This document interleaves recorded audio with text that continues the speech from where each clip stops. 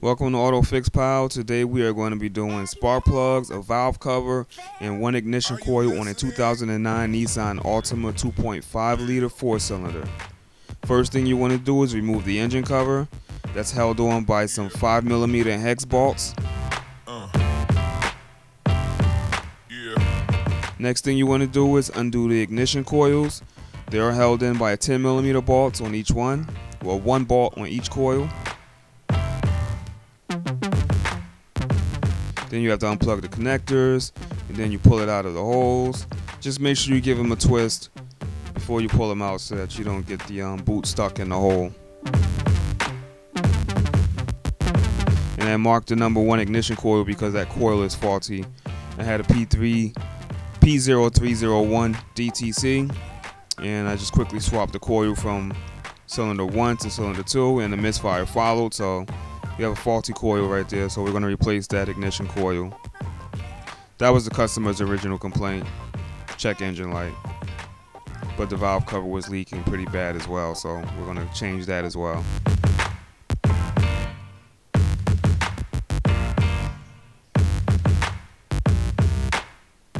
Undo the wiring harness. Those clips are pretty easy to undo. You just squeeze them in the back like you saw me do in the video, and then you get it out of the way. The more tricky part is the little clips that hold down, like the one I just did a second ago. That one's a little bit trickier, but you just lift up on the tab and then you pull it out. Take out the breather, undo the clamp, just lift it up and then slide it out of the way. Be careful because that breather tube can be pretty brittle. The other breather, the PCV side, that breather hose I actually broke. Ended up having to replace it. So you're gonna undo some of the motor mount bracket bolts. That's a 14mm. Not all of them are 14mm, but just the ones you see pictured.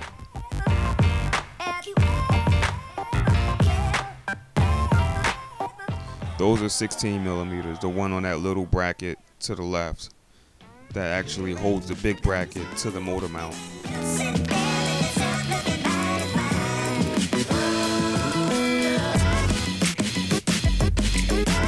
Next, you're going to undo the torque rod, also known as a dog bone. You can just loosen those up. You don't have to take the bolts out all the way. You just want to loosen it up so that you can swing it to the side and get it out of your way. And that's an 18mm. Now the bolt on the side, I'm going to show you right now. That bolt right there, you'll want to take that one all the way out.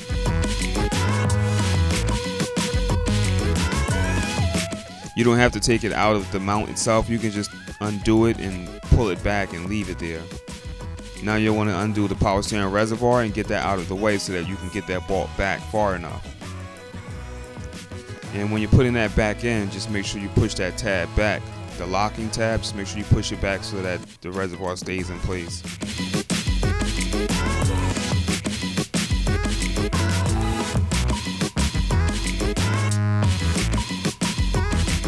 You can see I didn't take that bolt all the way out. I'm just leaving it right there inside the mount and just sliding it to the side.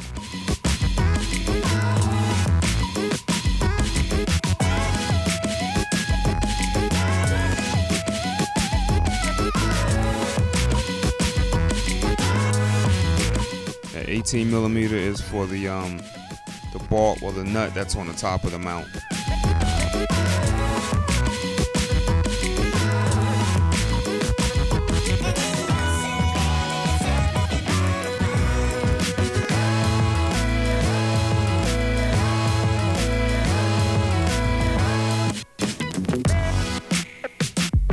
Going to undo the 14mm.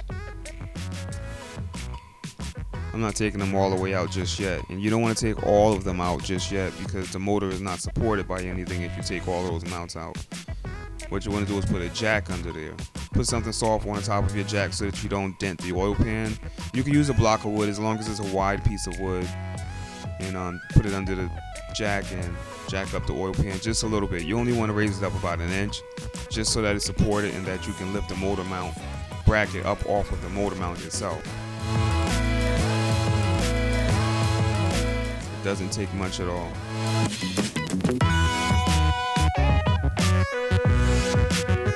You don't have to remove that little plastic cover under there. As you can see, I'm just gonna jack right through it because I'm not going up that high, so it's not going to really damage anything.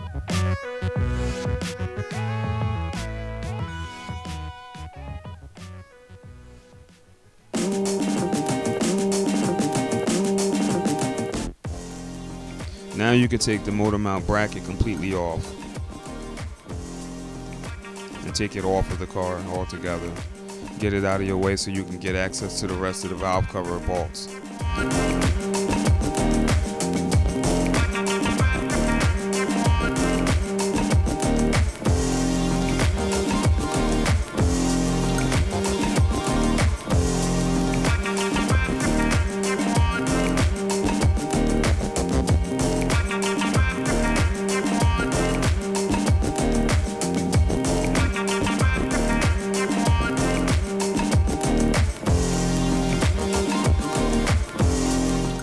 That's it. Comes out all as one assembly.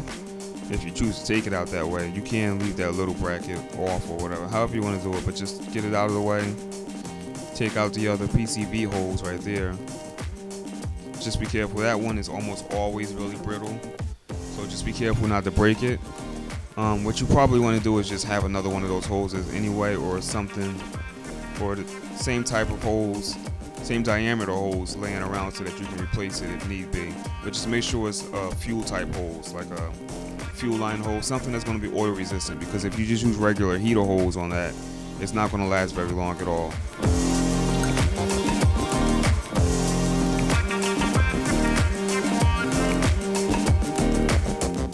And you may as well just replace it. It's pretty cheap. Hose is always pretty cheap. But I broke it, so I had no choice but to replace it. As you can see right there, I broke it right there. I actually broke it in more than one place.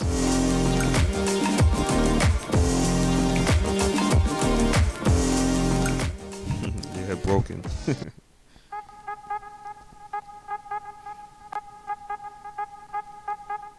Alright, remove all of the valve cover bolts. They're all 10 millimeters. They are all shouldered bolts. What that means is that you cannot over tighten those bolts. I mean, you can over tighten them to the point where the bolt will break, but you can't over torque the bolt to the point where it will crush the valve cover. So just, when you're putting it back together, make sure, oh yeah, and you're gonna have to pry that valve cover up. Once you get all of those bolts out, you're gonna have to pry it up a little bit because it will be stuck to the cylinder head.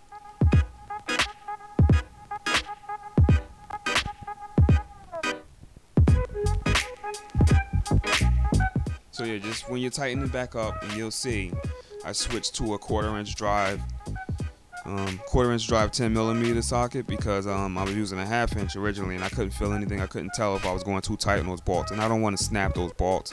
I don't have any fear of over tightening it, but I don't want to snap the bolts. So just tighten the bolts down for the valve cover in sequence, and starting from the middle and then working your way out left to right. Similar to what you would be doing if you were tightening down a cylinder head, but it's not as critical.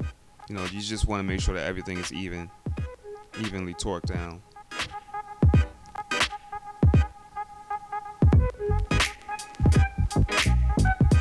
And don't worry too much about the torque specs for the valve cover bolts, because like I said, the bolts are shouldered and it will prevent you from over tightening it.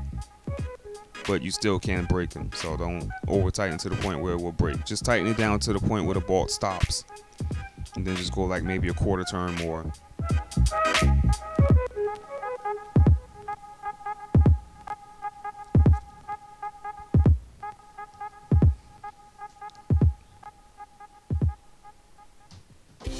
Put silicones in the corner. I'm going to put silicone in every corner. It doesn't have to be the Nissan brand. Whatever silicone you have available that's automotive grade, just stick a dab of it in the corner and you should be good.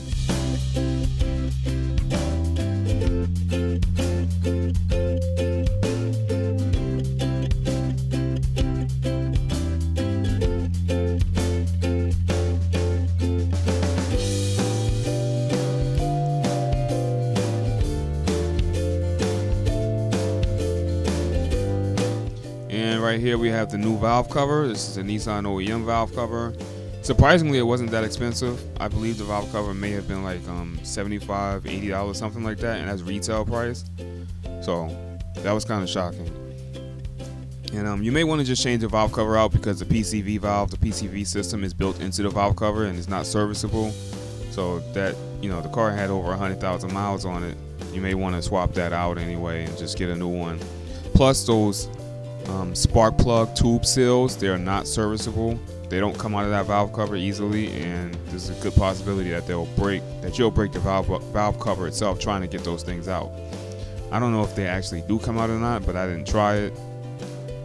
Just replaced the valve cover because it was less than $100, and the customer will be set for a long time. Just note that the valve cover does not come with the gasket. You will have to buy the gasket separately.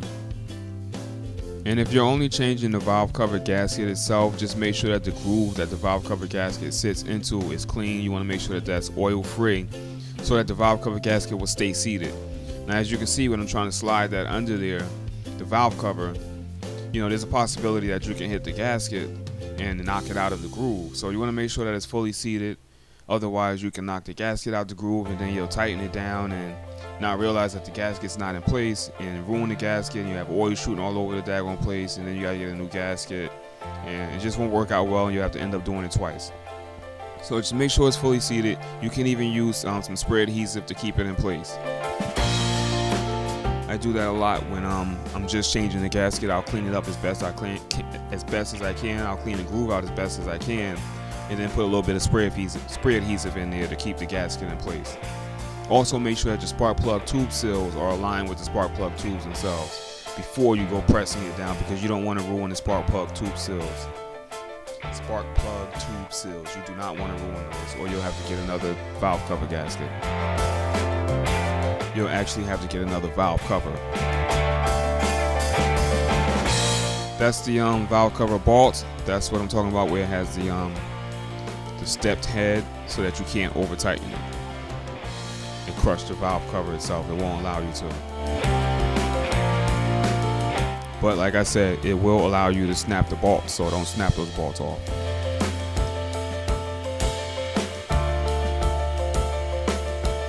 Make sure you torque them down starting from the center and work your way out. Tighten the bolts evenly and slowly. You don't want to overdo it. Don't use any high power air gun to tighten those down, because you can't feel anything. You want to use something that's low power so that you can feel what you're doing. That little gun right there is perfect.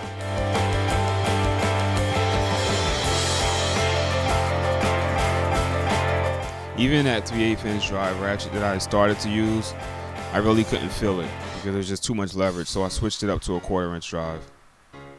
And now I can feel it, feel how tight and how loose the bolts are perfectly with the 1/4 inch drive.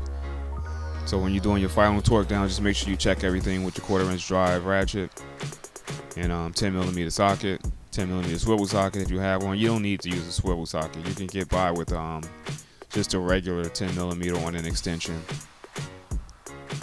I believe there was enough room for that.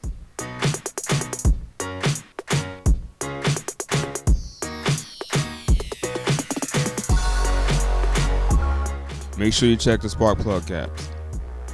The plugs do come pre-gapped, but there's a possibility that somebody messed up and didn't gap one, so just check it. Make sure that all of the gaps are the same. I think the spec is about 45 thousandths plus or minus a few thousandths.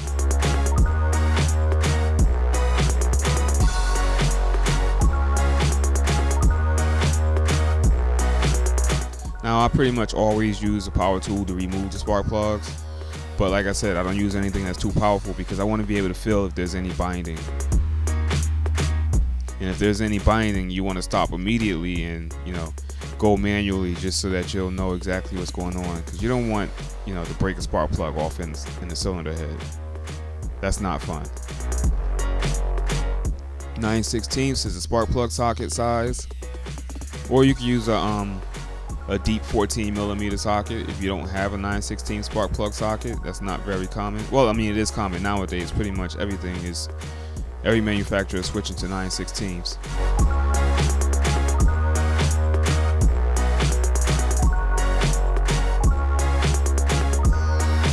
And that's the new ignition coil right there. That's the part number. Getting rid of that bad coil. Like I said earlier, that coil is no good. Car came in with a misfire, P0301.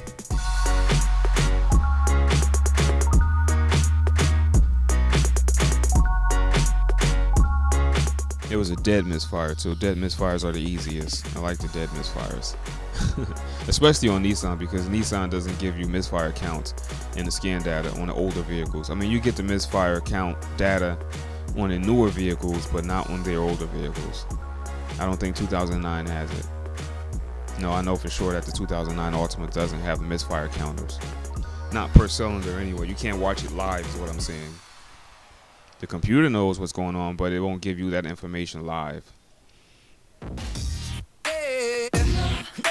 So it can be kind of a pain in the butt if you have a misfire under load on a Nissan, an older Nissan. It's kind of hard to pinpoint where it's coming from if you don't have a check engine light that's going to tell you. So just keep that in mind. 14 millimeter, tighten everything up. Don't overdo it. Switched up to a medium torque impact gun so that I don't over tighten those bolts. And now we're going to switch to a 16 millimeter, which should tighten up the other bolts on the other bracket that's attached to the motor mount itself.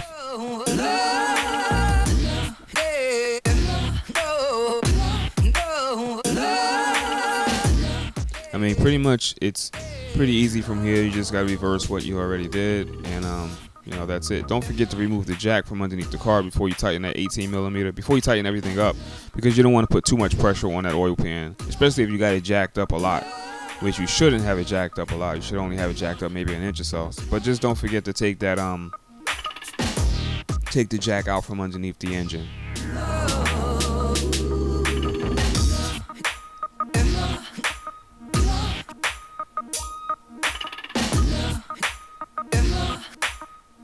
$18 millimeter, that's the last bolt for the top of the motor mount. Just make sure you tighten that up. Don't forget that bolt.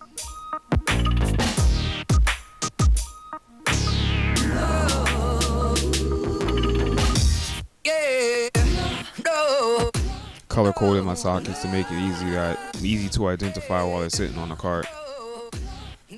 This is especially helpful on my impact sockets because all of the labels pretty much have worn off.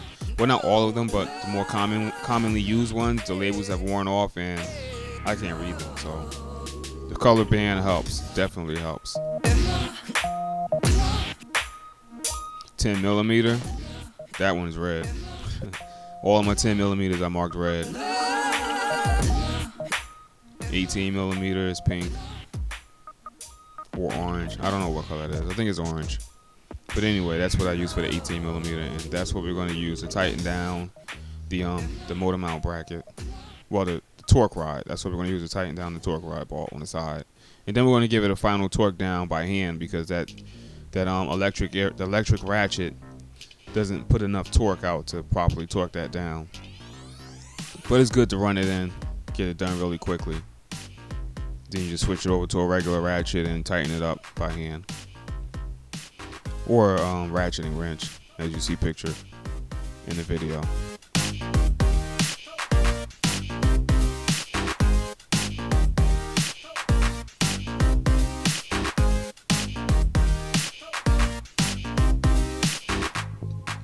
Yeah, just don't forget to tighten down both of those bolts. Otherwise, you'll end up with a clunky noise on acceleration.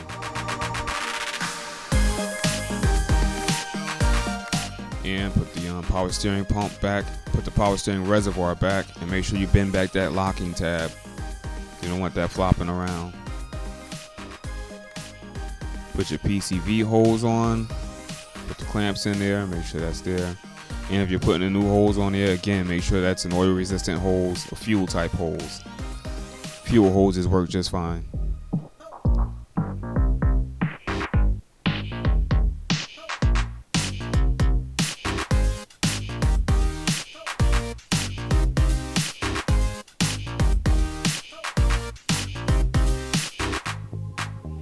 That's it. Thanks for watching. Subscribe, like, comment. AutoFixPal.com. Check me out on the website. And thanks for watching. Bye.